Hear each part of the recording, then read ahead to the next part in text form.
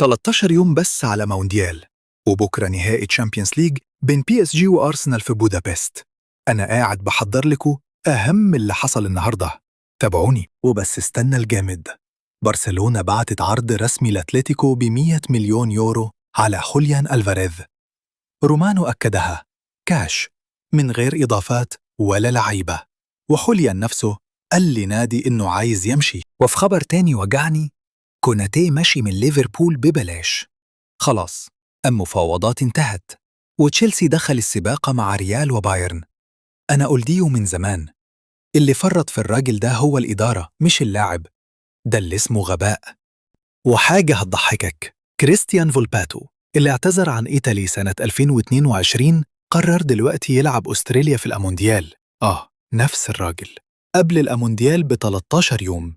حلو الكلام ده. وخليني أوجعك بالرقم، ميسي داخل سادس مونديال في حياته، ولا مينوتي ولا بيلاردو ولا أي أرجنتيني في التاريخ عمل ده. أنا متابعه من 2006، 20 سنة، أسطورة خلاص. طب وإنت، إنهي خبر فيهم وجعك أكتر؟ ألفاريز لبارسا، ولا كوناتي ماشي ببلاش، ولا فولباتو بدل جنسيته؟ سيبها لي تحت، أنا قاعد بقرأ.